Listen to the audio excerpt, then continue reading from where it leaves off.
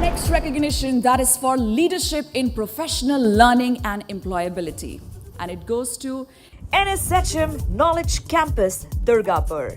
May I request Professor Dr. Alok Satsangi, Director, NSHM Knowledge Campus, and Mr. Sandeep Kumar Banerjee, Chief Advancement Officer, NSHM Knowledge Campus, to please join us on stage to receive the recognition.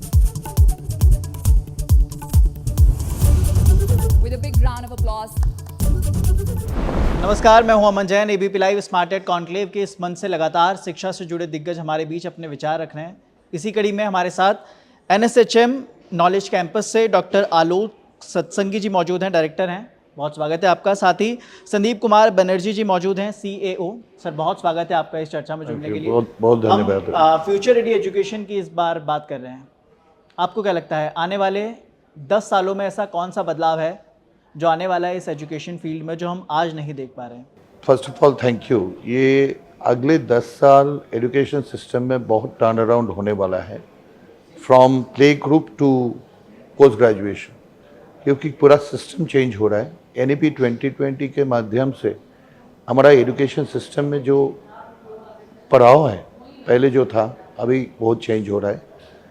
और इस education में इस बार जो देखेंगे वो AI का कमाल है, बिकॉज आज के दिन में education is not limited to only education in classroom. Education will become research oriented, because आज एआई के लिए फिंगर टिप्स में सारे इंफॉर्मेशन है। बच्चे लोग को पास कंप्यूटर्स है कि मोबाइल है, जहाँ से बच्चे लोग आगे पढ़ाई क्लास में जाने से पहले ही उसको अंदाज़ा हो जाता है पढ़ाई क्या होने वाला है। तो हमको ये रिसर्च माइंडसेट पीपल का नर्चर करने का है, और अगले 10 साल में ये नर्चरिंग अगर प्रॉपर होगा from play group to PG, then the paradigm of education is going to change. And for India already it is an intellectual capital. हमारे तो इंटेलेक्ट का कमी नहीं है, तो ये इंटेलेक्चुअल कैपिटल को और नर्चर करेंगे तो सारे वर्ल्ड हम लोग रूल कर सकते हैं ये एजुकेशन सिस्टम के द्वारा। मेरे को लगता है फ्यूचर ऑफ एजुकेशन वही है। आलोक जी, मैं आपसे समझने की कोशिश करूंगा कि एआई की तो आखिर सब बात करते हैं, मगर असल में एआई आने वाले फ्यूचर में इस एजुकेशन फील्ड में कितना ज़्यादा बदलाव लेकर आएगा? क्योंकि जब हम एआई की बात करते हैं तो हमें एक तरफ वो भी दिखता है कि एक ऐसा एआई ट्यूटर आ सकता है, हो सकता है आने वाले 10 या 20 सालों में, जो आज के ट्यूटर से, जो हम ह्यूमन ट्यूटर्स की बात करें, उनसे कई ज़्यादा एडवांस हो, उससे कई तरह की लैंग्वेजेस आती हों, सब कुछ आता हो, मगर वो ह्यूमन को कैसे रिप्लेस नहीं कर पाएगा? ह्यूमन की ऐसी कौन सी चीज़ है जो एआई कभी रिप्लेस नहीं कर सकता? देखिए, आप 10 से 20 साल की बात कर रहे हैं। ऑलरेडी अगर आप स्कूल्स देखेंगे साउथ में, बैंगलोर में, वहाँ पे already they have started using robots which are AI enabled. They are teaching subjects, specific subjects like QT, operational research, these difficult kind of subjects the robots are teaching, and students are also taking interest. तो 10 से 20 साल तो बहुत दूर की बात है। AI her I would say 2 महीने 3 महीने के अंदर लॉट ऑफ चेंजेस लेके आ रही है, जो ना कि मतलब एजुकेशन सिस्टम, बट हमारी डे टू डे लाइफ में बहुत सारे चेंजेस ला रही है।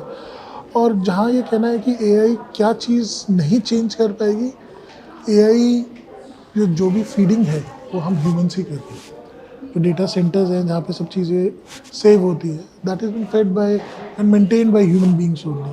उनका टेम्परेचर मेंटेन करना, जैसे कि अभी ट्रम्प के अगेंस्ट आप देख ही रहे हैं, वहाँ पे एआई डेटा सेंटर्स वगैरह के लिए कितना प्रोटेस्ट चल रहा है, बिकॉज ये सब चीज़ ह्यूमन ने ही मैनेज करनी है। But there will be a limited set of humans. अगर हम अपने आप को अपडेट रखेंगे तो humans can never be replaced by AI.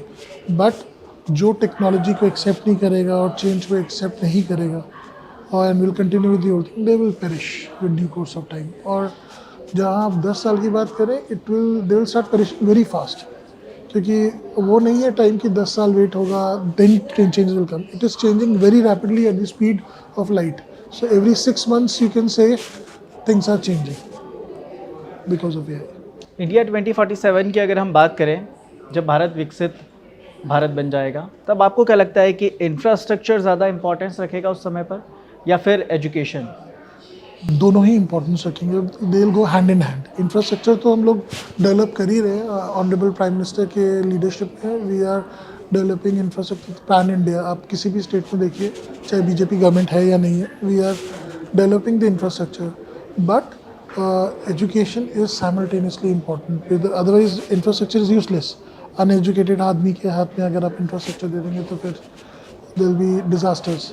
तो दोनों हैंड इन हैंड चलेंगे and it's going to make drastic change. और आप जो कहते हैं विकसित भारत 2047 की बात करते हैं लोग, लेकिन मैं कहता हूँ विकसित भारत और जल्दी आ जाए। 2047 बहुत दूर है, उससे पहले ही आ जाएगी। We are going at the speed of light. The youth है हमारा, द इंडिया की पावर ही यूथ है। द यूथ जितना हमारा एजुकेटेड यूथ है, they are started performing. And अब यूथ बाहर कम जाता है। पहले यूथ था कि हमारा बाहर जाके यूएस में सर्व कर रहा है, अब आप देखेंगे यूथ वापस आ रहा है। They are coming back and they are wanting to serve their own country, कि अपनी कंट्री के लिए कुछ करते हैं, बाहर बहुत कमा लिया। तो जब यूथ के दिमाग में ये बात आ जाती है तो कंट्री आगे और तेज़ी से बढ़ती है। संदीप सर, अगर मैं आपसे 2047 की, मैं उस समय के विकसित भारत की एक बार बात करूं, कैसा दिखेगा वो? विकसित भारत जो दिखेगा 2047 में, उसका अंदाज़ा अभी इस साल के बजट में दिख रहा है। अगर आप देखोगे, एक एक स्पेशलाइजेशन को एजुकेशन सिस्टम में कैसे विभाजन करके उसका एक्सपेंशन की बात कर रहे हैं। इस बार बजट में मैडम निर्मला सीतारमण जी एक इन्वेस्टमेंट की बात किया है, जो अगले 5 साल की प्रोफेशनल लीग खोलेगा, जो बोल रहे हैं कि एलाइड एंड हेल्थ साइंसेस, जैसे प्रोफेशंस लाइक ऑप्टोमेट्री, जैसे professions like people in radiology, जैसे professions like dietetics, nutrition, professions like psychology, जो पैरामेडिकल कोर्सेज की बात करते थे, आज के दिन में वहाँ पे कितना प्रोफेशनल्स की बात कर रहे हैं। और नया जो कमीशन बनाए हैं, जो नेशनल कमीशन और allied and health science professionals की है, ये बनने का एक ही मकसद है कि अगले 5 साल में प्रोफेशनल्स तैयार होना है। और ये 5 साल में जो प्रोफेशनल पढ़ाई करेगा, इसमें एजुकेशन में जाएगा, they will help the support of the infrastructure that the government is making. मतलब ये पैरामेडिकल साइंसेस में इंफ्रास्ट्रक्चर और वृद्धि होगा। क्योंकि ऑप्टोमेट्री, देखिए सिंपल एग्जांपल बता रहे हैं, हमारा पॉपुलेशन 140 करोड़ से अधिक है। 80% of people, due to environmental pollution, there is a problem of the eye. 80% of the people wear specs. Now, इतना ophthalmologist की जरूरत नहीं है, because there are corrections which is power corrections. There are corrections where people are not able to see properly. There are problems where there is a retina problem. Operations हुआ है, फिर भी eyesight ठीक नहीं हो रहा है. Now, these are pre-operation, post-operation care, lens correction, the different experimentation which is happening in terms of lens, the implementation of AI, ये सारे चीज ये पढ़ाई में आएगा। And this is a area of development. And this is what विकसित Bharat is. आज के दिन में हम लोग अलाइड एंड हेल्थ साइंस की बात कर रहे हैं, कल दूसरा कुछ स्ट्रीम में देखेंगे। 10,000 करोड़ का इन्वेस्टमेंट है, गवर्नमेंट से कर रहे हैं in developing the infrastructure and creating job opportunities. इससे बढ़िया बात और क्या हो सकता है? विकसित भारत तो वही है। और इसमें एक चीज़ और ऐड करूँगा कि हमारे प्राइम मिनिस्टर ने जैसे बोला कि we need to be ready. जैसे पेंडेमिक जब हुआ था तो वी वर नॉट रेडी, तो he says now any amount of number of pandemics में come, India is already prepared for it to face it. पिछली बार जब आया था तब हम लोग रेडी नहीं थे, still we help other countries, अपनी नेबरिंग कंट्रीज़ को वैक्सीन के लिए हेल्प किया, but this time he says that we are already prepared and we are preparing a huge task force in health sciences which is going to serve the world. सजग, सचेत और सावधान रहना ही मुझे लगता है कि विकसित भारत का एक लक्ष्य है। Production. Thank you so much, thank you so much इस conversation. Thank you so much.